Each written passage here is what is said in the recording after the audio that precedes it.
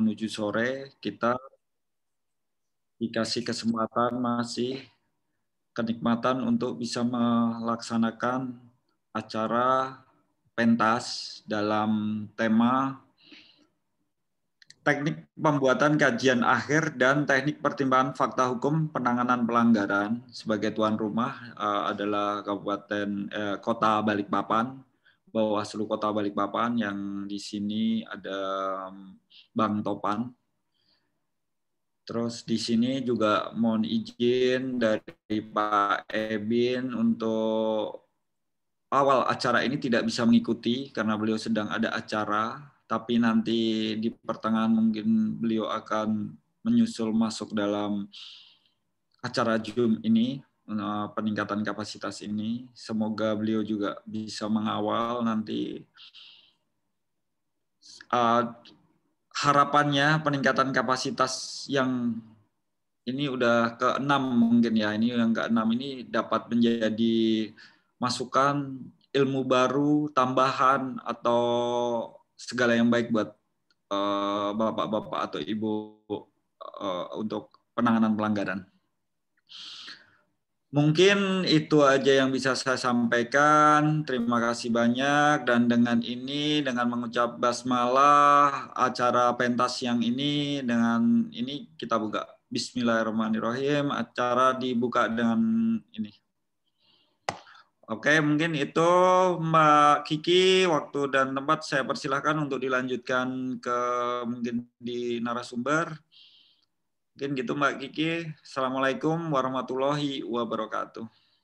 Waalaikumsalam. Waalaikumsalam warahmatullahi wabarakatuh. Baik Bapak Ibu, selanjutnya kita memasuki acara inti, yaitu penyampaian materi dari narasumber kita hari ini. Di sini telah hadir Bapak Wawan Sanjaya selaku Direktur Lembaga Kajian Bantuan Hukum dari Uniba. Agenda hari ini kita akan diskusi terkait bagaimana sih teknik pembuatan kajian akhir dan teknik membuat pertimbangan fakta hukum. Tidak panjang lebar, langsung saja waktu dan tempat kami persilakan kepada Bapak narasumber hari ini. Baik, terima kasih Bu Kiki. Asyhadu an la ilaha illallah wa asyhadu anna Muhammad Rasulullah. Allahumma sholli ala sayyidina Muhammad wa ala ali sayyidina Muhammad. Assalamualaikum warahmatullahi wabarakatuh. Selamat siang dan salam sejahtera untuk kita semua. Shalom, Om Swastiastu, Namo Buddhaya, dan salam kebajikan untuk kita semua. Yang terhormat Bapak Tony Satoto, selaku Kabag Hukum pada Badan Pengawas Pemilihan Umum Provinsi Kalimantan Timur. Yang saya hormati para ketua, para pimpinan Badan Pengawas Pemilihan Umum di tingkat kabupaten kota se-Provinsi Kalimantan Timur, beserta staf Bawaslu Kabupaten Kota se-Provinsi Kalimantan Timur. Sebelumnya kami dari LKBH Uniba mengaturkan ucapan terima kasih atas kesempatan belajar yang diberikan kepada kami, terutama berkaitan dengan pembuatan kajian akhir dalam penanganan pelanggaran pemilu atau pemilihan yang ada di Bawaslu. Mohon izin Mbak Kiki, mungkin slide-nya ada ya? Tadi sudah saya share ya. Yang mungkin bisa sambil dibuka. Oke, Pak. Ya, Bapak dan Ibu sekalian, mungkin kalau kita bicara soal kajian akhir sebagai hasil akhir dari proses penanganan pelanggaran yang Bapak dan Ibu lakukan, tentu ini menjadi makan sehari-hari kawan-kawan. Atau justru mungkin yang lebih pandai, yang lebih baik menjelaskan karena memang bersentuhan secara langsung, mungkin sebenarnya adalah kawan-kawan. Saya di sini mungkin hanya sedikit memberi perspektif menurut pendapat saya, menurut hemat saya, tentang bagaimana proses pembuatan kajian akhir. Tapi kalau yang pernah menjalaninya secara langsung, mungkin kawan-kawan, jadi mungkin apa yang kita bahas atau apa yang kita diskusikan pada kesempatan siang hari ini sifatnya hanya flashback atau mereview ulang. Karena sudah barang tentu yang lebih hebat, yang lebih jago dalam proses pembuatan laporan akhir ini sudah pasti teman-teman yang setiap proses tahapan pemilihan maupun pemilu itu bersentuhan langsung dengan proses penanganan pelanggaran. Baik, slide-nya sudah, Mbak Kiki? Bisa di-share? Iya.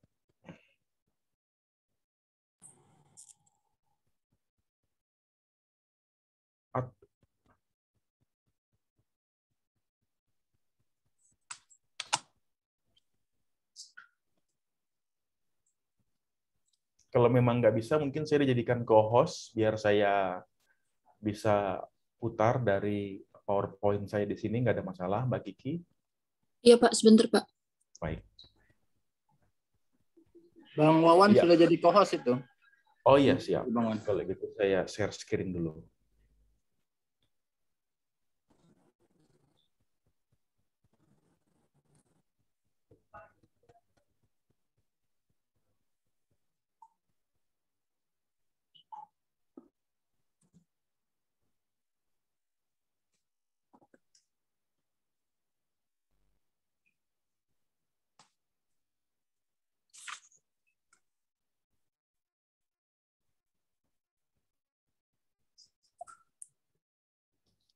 Ya, teman-teman sekalian, apakah PowerPoint sudah nampak di hadapan teman-teman?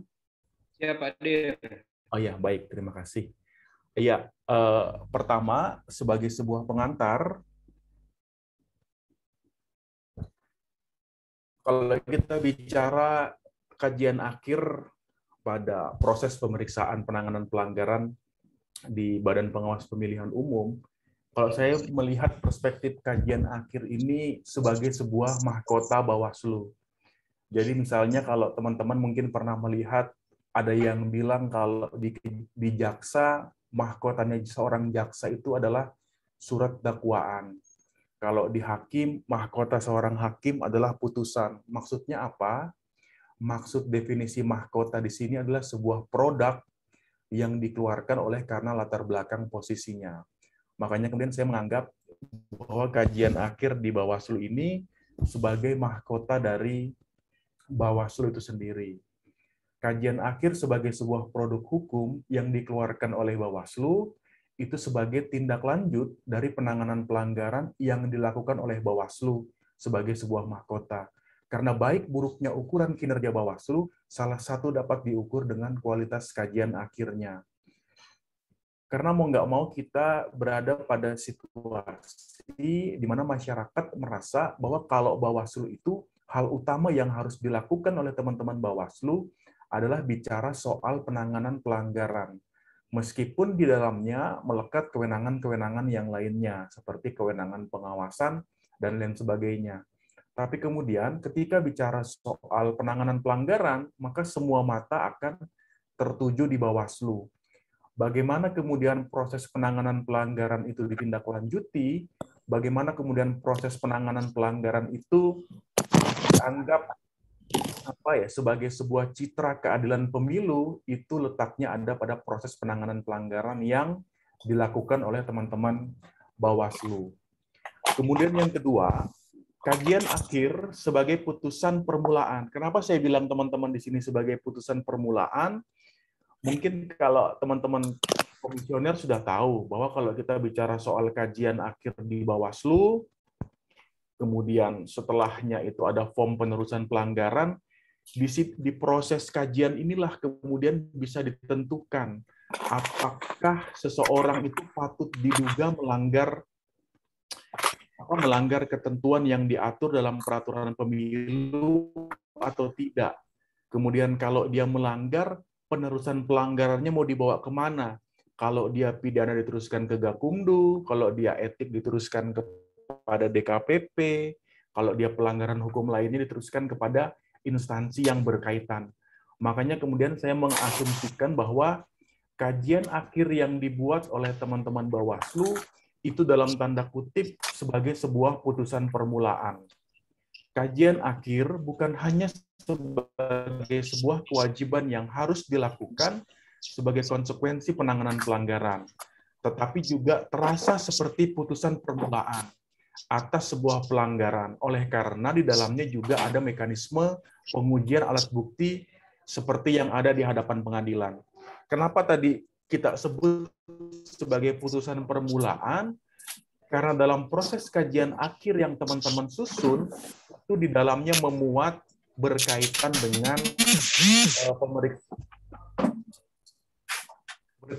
dengan proses pemeriksaan alat bukti.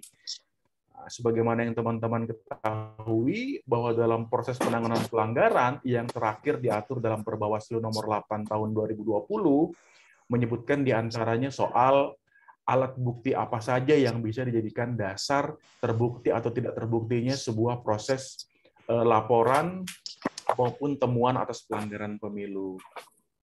Ya, jadi yang pertama kita bicara soal kajian akhir di Bawaslu sebagai sebuah mahkota. Kenapa? Karena itulah yang kemudian seringkali dijadikan tolak ukur oleh masyarakat.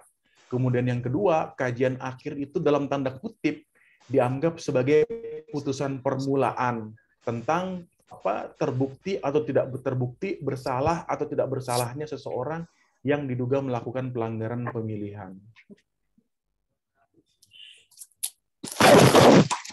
Ya,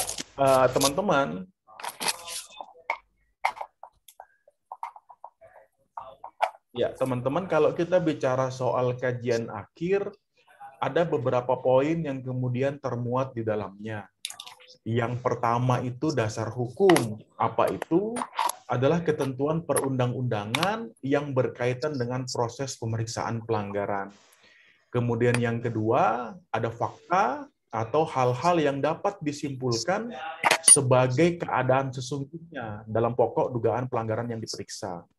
Nah, kemudian ada analisis, merupakan sinkronisasi atas fakta yang terjadi dengan ketentuan perundangan yang mengatur terhadap perbuatan hukum tertentu, serta di dalamnya kita melakukan uji formil berkaitan dengan pelanggaran tersebut, seperti waktu laporan atau temuannya. Nah, pada hipotesa akhir, kajian akhir itu mengutip ini. Yang pertama dasar hukum, yang kedua fakta, dan yang ketiga adalah analisis. Ya, yang pertama kita bicara soal dasar hukum. Penting yang teman-teman harus lakukan kalau kita bicara soal dasar hukum dalam konteks laporan akhir adalah membuka referensi regulasi berkaitan dengan pemilu dan pemilihan. Nah, ini hal yang saya pikir pasti teman-teman lakukan kalau berkaitan dengan regulasi yang berhubungan dengan pemilihan umum maupun pemilihan kepala daerah dalam konteks ketika melakukan pemeriksaan penanganan pelanggaran. Nah, yang kedua ini yang kadang-kadang menjadi abai. Kenapa? Meskipun teman-teman berada pada ranah pengawasan dan penanganan pelanggaran pemilu, tapi kemudian tidak juga harus menutup mata, membaca dan membuka regulasi-regulasi yang berada di luar pemilu. Kenapa? Karena seringkali memiliki keterkaitan. Sebagai contoh misalnya, kalau kita bicara soal pelanggaran netralitas ASN, bicara soal pelanggaran netralitas ASN, kita tidak hanya bicara soal dasar pengaturan yang diatur di dalam Undang-Undang Pemilu maupun diatur di Undang-Undang Pilkada. Tapi kadang-kadang kita perlu juga membuka regulasi-regulasi lain yang berkaitan dengan aparatur sipil negara, soal netralitas dan lain sebagainya. Itu penting juga. Jadi mungkin catatan buat teman-teman, selain kita memperkuat berkaitan dengan proses pemahaman regulasi undang-undang pemilihan maupun pemilu, juga tidak kalah pentingnya membaca peraturan-peraturan yang lainnya. Terutama yang ingin kita pahami itu berkaitan dengan asas-asas hukum pengaturan lainnya. Biar gini, biar kita punya saluran, kita punya muara daripada penerusan pelanggarannya. Jadi kadang-kadang dugaan pelanggaran itu dianggap tidak terbukti dan lain sebagainya, padahal yang terjadi kita yang kurang referensi untuk melakukan penerusan dugaan pelanggaran tersebut kalau memang ternyata bukan pelanggaran pemilu. Seperti itu. Iya. Teman-teman, kita akan bicara soal yang pertama, itu soal fakta. Tadi kita bicara soal dasar hukum. Fakta itu kita peroleh berdasarkan beberapa poin. Yang pertama, setelah kita melakukan proses pemeriksaan atau klarifikasi terhadap pelapor atau penemu. Yang kedua, kita melakukan proses pemeriksaan terhadap terlapor. Berikutnya, kita melakukan pemeriksaan terhadap saksi, menganalisis bukti surat dan bukti yang lainnya. Dan yang penting, konektivitas informasi antara informasi satu dengan informasi yang lain. Umumnya, teman-teman, di lapangan seringkali kita menemukan keterangan yang mungkin berbeda antara keterangan yang disampaikan pelapor dengan keterangan yang disampaikan terlapor. Atau mungkin ada keterangan yang berbeda antara yang disampaikan oleh saksi maupun disampaikan oleh terlapor. Itu lumrah saja.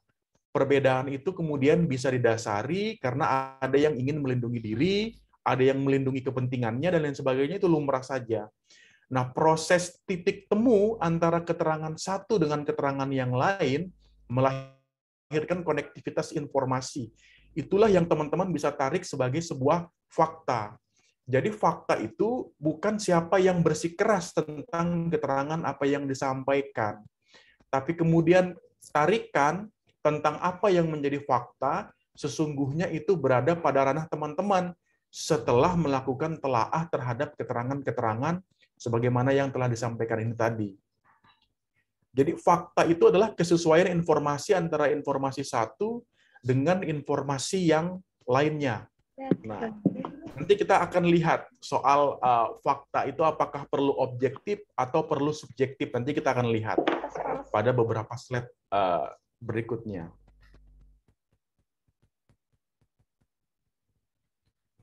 Iya, yang berikutnya adalah analisis.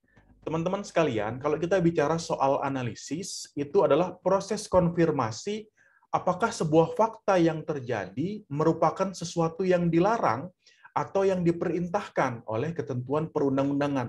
Jadi kalau kita bicara soal analisis itu tadi, apakah satu perbuatan yang dilakukan oleh seseorang itu perbuatan yang dilarang atau tidak? Nah, kalau kita mengukur tentang perbuatan yang dilarang atau perbuatan yang diperintahkan, tentu kita harus tahu dulu dasar hukumnya. Baru kemudian kita bisa mengkonfirmasi apakah itu hal yang dilarang atau itu hal yang diperintahkan. Nah, itu analisis. Jadi teman-teman yang pertama berangkat dari ketentuan perundang-undangannya, itu bicara soal apa? Apakah bicara soal larangan atau bicara soal perintah? Kemudian yang kedua, baru teman-teman bicara soal fakta yang terjadi dalam proses dugaan pelanggaran tersebut. Nah, antara ketentuan perundang-undangan yang mengatur dengan fakta yang terjadi di lapangan, apakah itu sebagai sebuah dugaan bentuk pelanggaran atau tidak? Nah, yang berikutnya, analisis itu adalah merupakan proses di mana alat bukti yang ada dihubungkan satu dengan yang lain untuk menuju sebuah kesimpulan yang lahir. Nah, jadi, mengkorelasikan antara alat bukti yang satu dengan alat bukti yang lahir, yang lain sampai kemudian muncul konklusi atau muncul kesimpulan. Itulah bagian dari proses analisis yang teman-teman lakukan dalam proses penanganan pelanggaran. Ya, ini teman-teman teknik pembuatan kajian akhir, ya ini menurut hemat saya ini dari sisi subjektif saya. Mungkin teman-teman bisa berbeda karena memang teman-teman yang di lapangan sudah sering berkutat dengan ini. Yang pertama, itu yang harus kita pastikan agar kita bisa melahirkan sebuah hasil kajian akhir yang objektif, yang berkeadilan. Itu yang pertama yang harus kita perhatikan dulu adalah pastikan struktur pertanyaan dalam berita acara pemeriksaan sudah baik. Nah, ini penting. Kenapa? Karena seringkali teman-teman yang berada di tim pemeriksa ini kurang kreatif dalam menyusun struktur pertanyaan. Malah kadang-kadang ada saksi yang berbeda, tapi daftar pertanyaannya sama. Padahal keterangan yang ingin digali itu berbeda antara kedua orang saksi.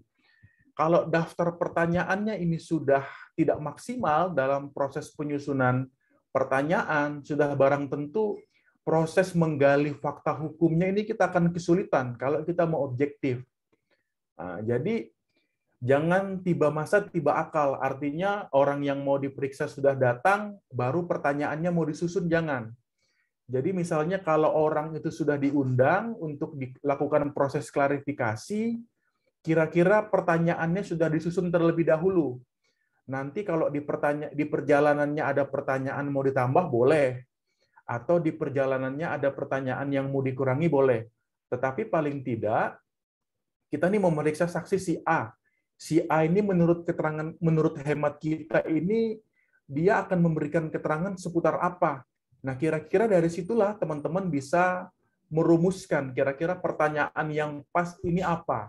Sama juga misalnya ketika teman-teman mengundang ahli. Nah, ini harus dimaksimalkan. Pemaksimalan prosesnya untuk menemukan sebuah fakta dalam proses klarifikasi, itu kuncinya juga ada di penyusunan struktur pertanyaan. Jadi ini penting. Sebagaimana yang di beberapa slide awal, fakta itu kita peroleh berdasarkan keterangan satu dengan keterangan yang lainnya.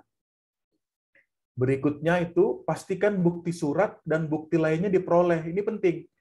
Bahwa selain kita melakukan proses klarifikasi terhadap saksi, kita juga perlu memastikan apakah bukti-bukti yang sifatnya bukti surat maupun bukti yang lainnya itu kita peroleh informasinya.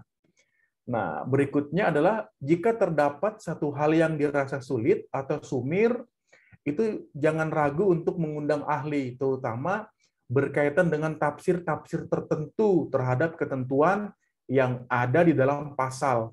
Jadi kalau teman-teman muncul keraguan-raguan nih, kira-kira kalau pasal yang ini unsur yang harus terpenuhi secara objektif apa ya?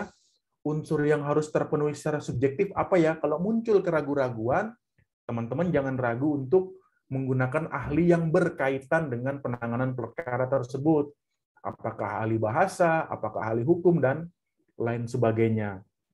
Nah, kemudian berikutnya adalah penting itu bisa membaca referensi penanganan pelanggaran terdahulu atau bahkan penanganan pelanggaran di tempat lain yang sudah ada sebelumnya. Jangan ragu. Kalau ke dalam ilmu hukum, dalam putusan peradilan itu kita kenal namanya jurisprudensi. Meskipun kita tidak terikat terhadap proses penanganan pelanggaran tersebut, tapi paling tidak referensi yang kita baca, referensi yang kita kutip, yang kita jadikan acuan, itu bisa membantu kita untuk menentukan kira-kira hal-hal apa saja yang bisa kita persiapkan terlebih dahulu. Nah, berikutnya strateginya itu pandai bermain waktu. Mengingat waktu pemeriksaan terbatas. Yang kita maksud pandai bermain waktu di sini misalnya gini, teman-teman. Artinya kan kalau kita bicara soal proses laporan atau temuan, itu kan ada rentan waktu maksimalnya 7 hari. Jadi kalau memang bisa kita manfaatkan secara maksimal di situ dulu, baru kemudian kita registrasikan. Karena keduanya punya argo yang masing-masing berbeda. Jadi sebelum perkara itu diregis, misalnya, dimaksimalkan aja dulu di waktu 7 hari itu. Karena kita bermain soal waktu. Jadi kita harus pintar, harus pandai bermain dengan waktu tadi. Berikutnya itu sedari awal, kalau bisa kita berkoordinasi dengan sentra penanganan pelanggaran terpadu atau sentra Gakumdu. Nah, ini penting juga, teman-teman, agar paling tidak kita bisa dikasih catatan-catatan oleh teman-teman Gakumdu, teman-teman kepolisian, kejaksaan, kira-kira gambaran alat bukti apa saja yang perlu kita persiapkan, kira-kira saksi siapa saja yang perlu kita panggil untuk kita klarifikasi, kira-kira bukti apa saja yang perlu kita minta untuk dihadirkan dalam proses pemeriksaan. Ini penting.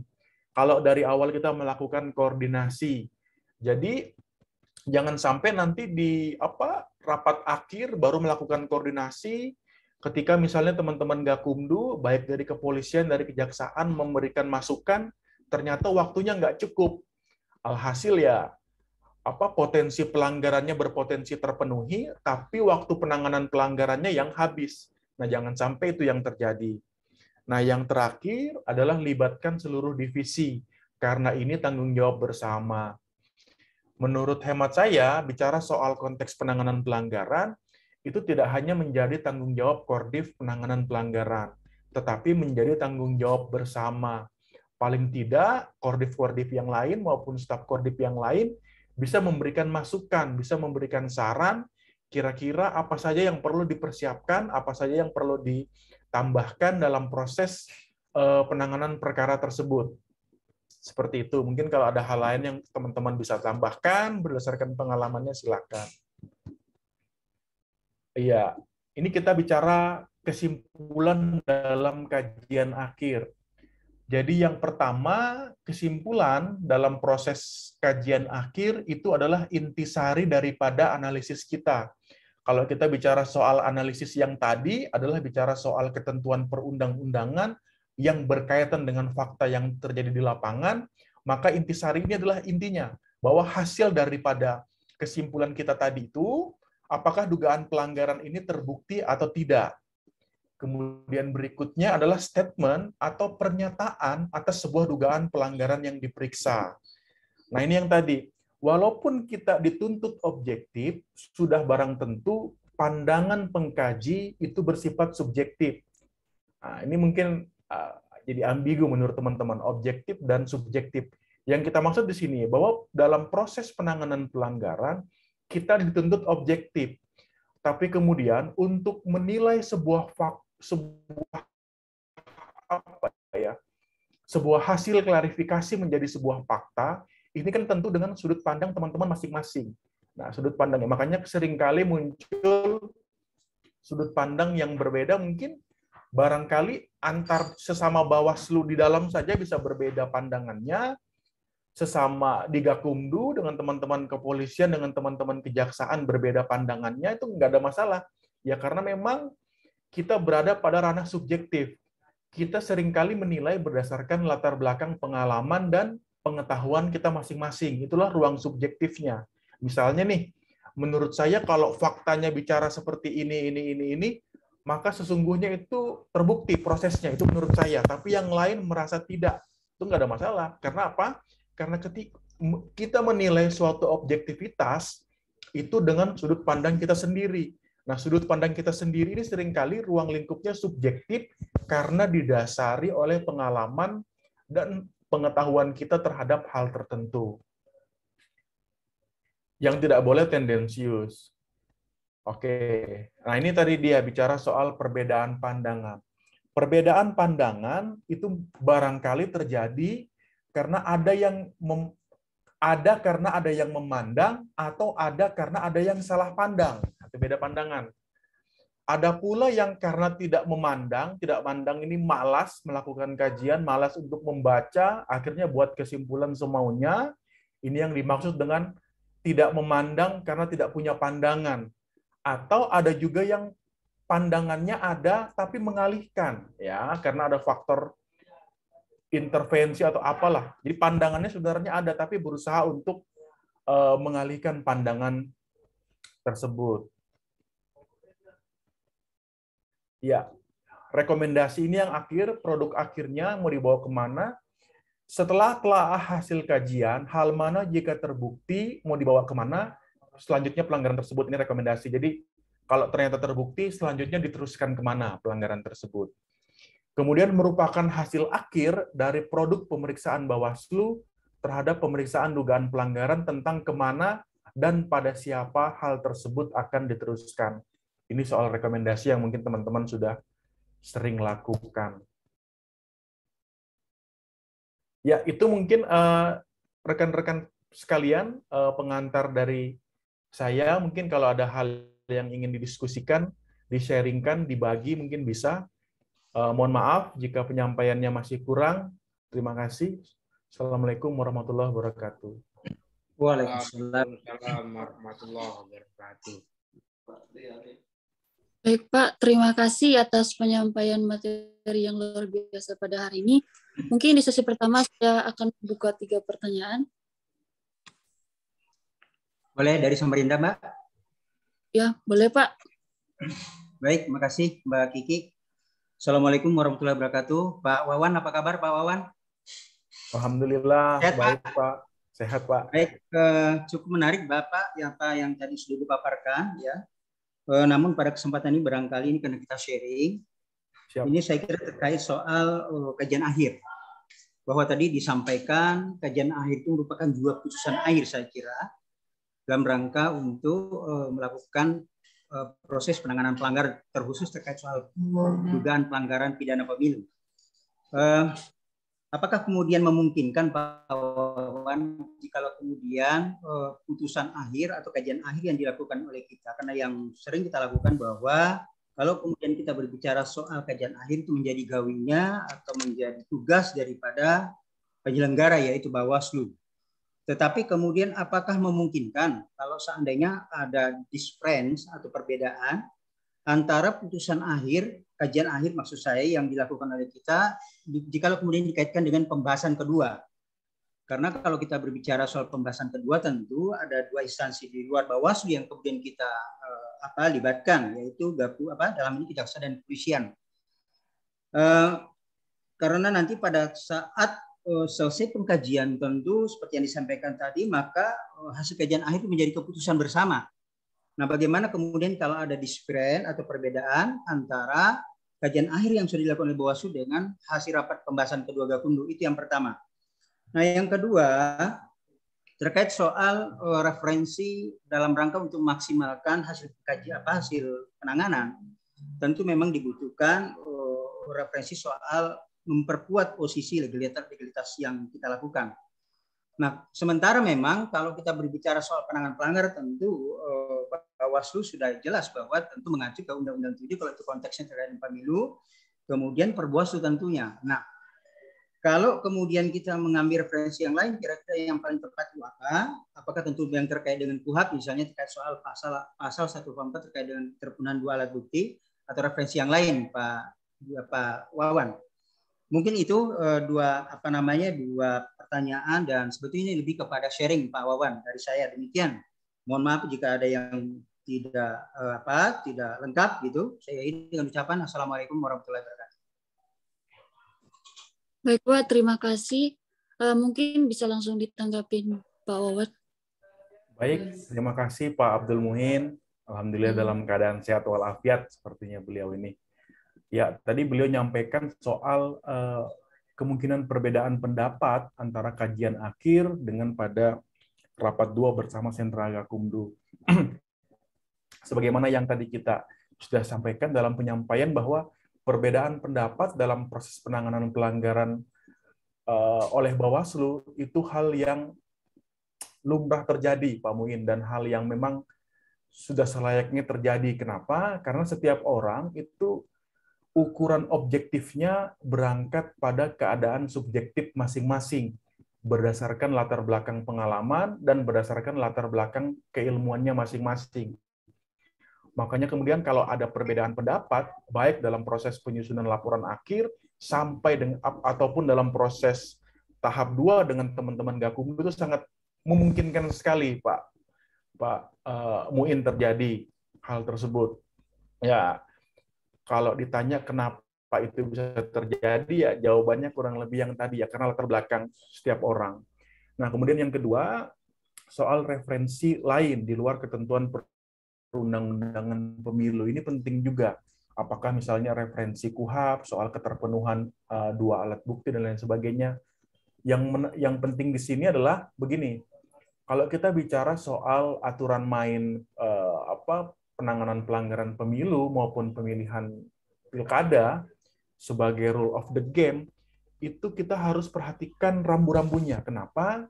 Karena ada satu asas hukum yang bunyinya lex specialis derogat lex generalis. Artinya apa? Ketentuan hukum yang lebih khusus menyampingkan ketentuan yang lebih umum. Yang harus kita lihat, apakah pengaturan di dalam undang-undang pemilu maupun pilkada itu sudah mengatur dan menyampingkan ketentuan undang-undang yang lain. Nah, kalau dia mengatur secara lex specialis, maka yang digunakan atau yang dijadikan dasar adalah ketentuan yang ada di dalam kepemiluan maupun pilkada. Tapi kalau dia tidak diatur, maka kita bisa mencari sandaran atau mencari argumentasi daripada ketentuan perundang-undangan yang ada di undang-undang pemilu tadi. Seperti itu, Pak Muin. Jadi, memang kita harus melihat kembali dulu. Kalau kita bicara soal aturannya, kita lihat mana yang lex spesialisnya lagi. Nah, kalau dia diatur di dalam undang-undang pemilu maupun pilkada, maka itu yang digunakan.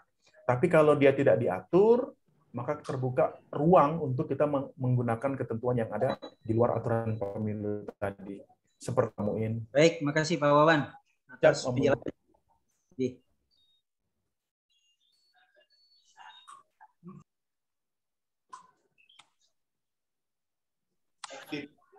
Dan apa tadi Pak Ketua? Bapak dan apa? Murah. Backlight Pak Topan itu terlihat gelap sekali wajahnya Pak Topan itu. Enggak pengaruh cahaya. So, pengaruh RUU lah ya. Pertanyaan kedua mungkin masih ada.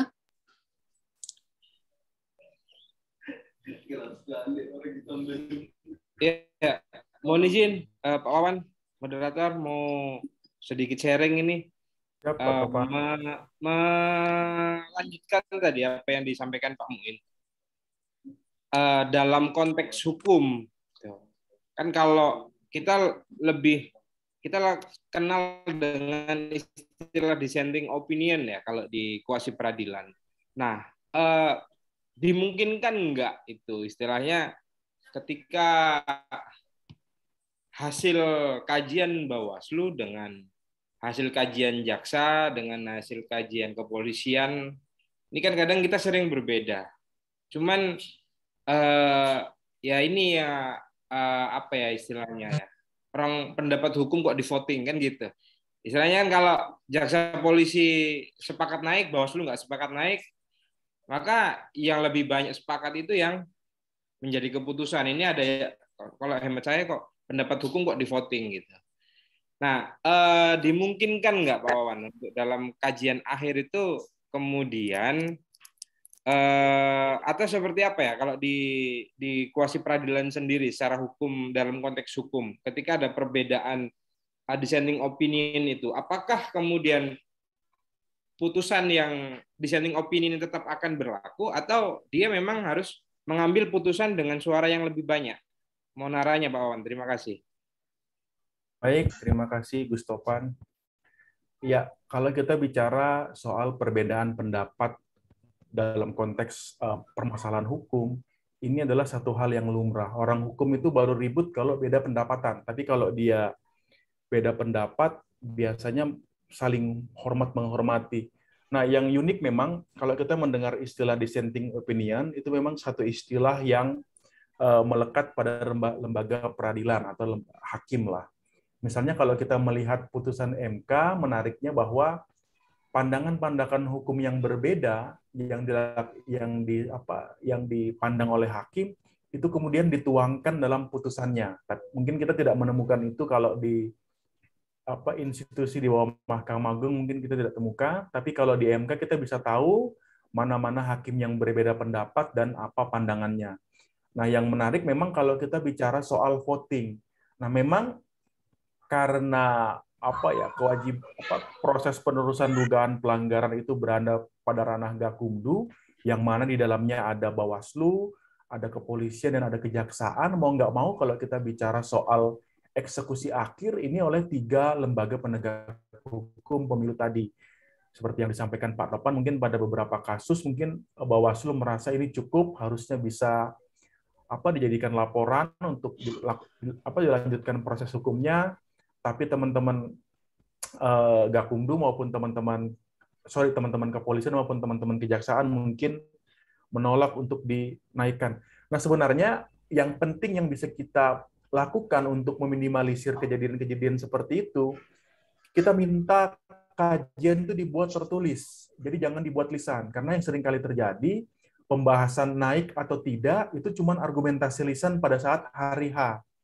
Mungkin ke depan kita bisa melihat duduk perkara persoalan, kita sampaikan mungkin informasi awalnya ke masing-masing, kemudian kita minta mereka buat tertulis atas nama institusi.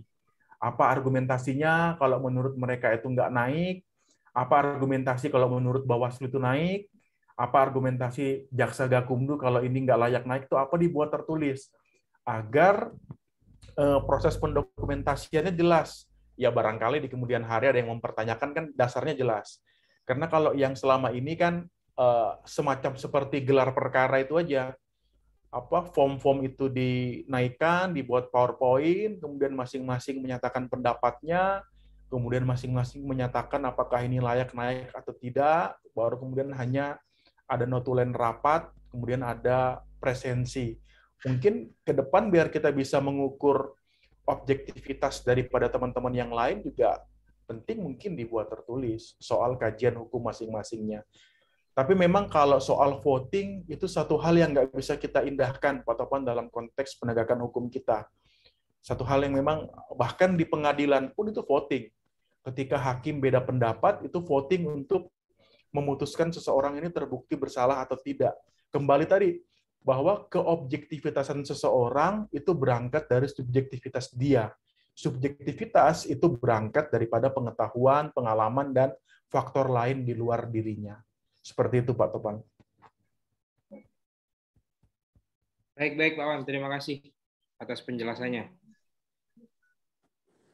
Baik, Bapak Ibu, mungkin masih ada tambahan atau tanggapan lain? Kalau nggak ada, jangan dipaksa, Mbak Kiki. Karena ada yang mau melanjutkan zikir Jumat mungkin kan.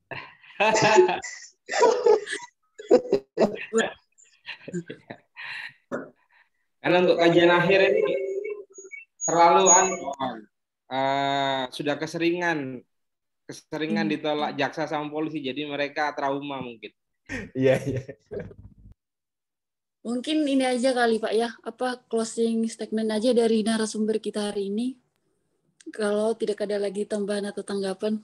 Iya, baik. Terima kasih Mbak Kiki. Mungkin soal closing statement, sekedar masukan saran buat teman-teman penyelenggara.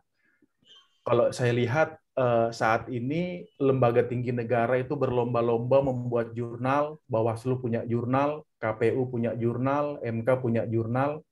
Nah, mungkin ke depan berkaitan dengan rapat-rapat, kajian, maupun pandangan-pandangan terkait dengan persoalan yang sedang dianalisis oleh Bawaslu, apakah itu penanganan pelanggaran, sengketa, semua ide maupun argumentasi yang disampaikan oleh pimpinan itu sifatnya tertulis. Jadi bukan lagi disampaikan secara lisan. Harapannya kalau sifatnya tertulis, teman-teman bisa argumentasinya didasari atas ketentuan perundang-undangan, atas asas-asas maupun ketentuan yang lainnya. Pembuatan argumentasi secara tertulis ini juga akan memudahkan teman-teman di kemudian hari kalau ternyata ada yang mau menulis jurnal, ada yang menulis tulisan, atau bahkan ada yang menulis buku. Jadi mungkin ke depan tidak ada lagi misalnya rapat pimpinan Bawaslu masing-masing menyampaikan argumentasinya secara lisan. Tapi kalau bisa, mungkin sebelum undangan rapat, di-share dulu, rapat itu membahas soal apa, soal permasalahan apa, kemudian output yang diinginkan dari rapat itu apa, nanti teman-teman misalnya peserta rapat menyiapkan bahan. Sekedar selembar saja nggak apa-apa.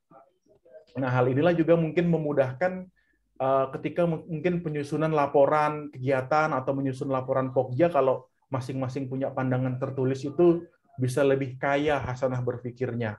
Seperti itu teman-teman. Mungkin itu aja Mbak Kiki soal statementnya, biar Bawaslu secara kelembagaan semakin kuat, SDM-SDM yang ada di dalamnya semakin matang lagi. Seperti itu Mbak Kiki. Siap Pak. Baik Bapak Ibu, saya kira cukup untuk hari ini. Terima kasih kepada Bapak narasumber serta mengikuti acara dari awal sampai akhir. Saya sampaikan mohon maaf atas kata dan perbuatan. Hari kata saya ucapkan terima kasih dan selamat sore. Selamat sore. Terima kasih Mbak Kiki. Selamat sore Mbak Kiki. Waalaikumsalam. Sore. Baik, terima kasih Mbak Moderator. Selamat sore semua. Tadi karena saya didaulat oleh Pak Kabak sebagai MC, jadi sedikit membuka, secara otomatis harus sedikit menutup gitu Pak. Mohon izin. Tadi perspektif hukum dari Pak Wawan, mungkin kalau untuk teknisnya karena kita sudah lebih sering, lebih detail, makanya Pak Wawan tidak menampilkan bentuk form kajian akhir yang nama, alamat, dan segala macamnya itu, tapi beliau mencoba menampilkan dari sisi lain, dari perspektif sebagai calon dokter hukum gitu Pak Wawan ya. Dan tentunya Pak Wawan ini juga nggak asing buat kawan-kawan karena beliau juga sering menjadi ahli. Mudah-mudahan sehat selalu Pak Wawan. Terima kasih atas waktunya. Dan untuk menutup acara, saya rasa karena ada Pak Kabak, waktu dan tempat kami persilahkan, dan sebelumnya kami Balikpapan sebagai tuan rumah mohon maaf apabila ada hal-hal yang kurang berkenan dalam penyelenggaraan pentas kali ini. Sekian dari kami. Wallahul muwaffiq ila aqwamit thoriq. Wassalamualaikum warahmatullahi wabarakatuh. Kepada Pak Kabak kami persilahkan. Terima kasih Pak Kordev PP Balikpapan selaku tuan rumah juga dalam hal ini. Sebenarnya tadi saya mau minta juga sepatah dua patah kata kepada Pak Kordev ini. Tapi ini sebagai MC ternyata juga udah ngasih patah kata, dua patah kata ternyata tadi ada pembukaan, ada penutupannya. Tapi alhamdulillah Pak Kordev, terima kasih banyak sudah mempersiapkan untuk pentas yang ke-6 ini. Dan terima kasih banyak Pak Wawan atas masukan untuk acara teknik pembuatan kajian akhir dan teknik pertimbangan fakta hukum penanganan pelanggaran. Bang Wawan, saya harap apa yang disampaikan beliau jadi masukan dari bapak-bapak, ibu-ibu Kordev se-Kalimantan Timur, kabupaten kota. Izin kalau rada nggak bagus ininya, sinyalnya. Sinyalnya Pak. Okay. Dan mohon maaf juga kami sampaikan dikarenakan Pak Kordev PP di Pak Ebin Mawi belum sempat masuk dalam Zoom ini. Jadi ya mungkin ya harapannya yang tadi disampaikan oleh narasumber Bang Wawan Sanjaya dapat menambah masukan, menambah ilmu kita dan bisa digunakan untuk nanti di tahun 2024 atau di tahapan nanti. Yang itu tadi teknik pembuatan kajian akhir adalah mahkota kita. Itu yang bisa cukup waktunya dengan total tadi terakhir saya lihat ada 39 peserta partisipannya. Sekarang sudah menurun jadi 35, tapi alhamdulillah semuanya sudah ada dari kabupaten kota, Bapak Ibu Kordev.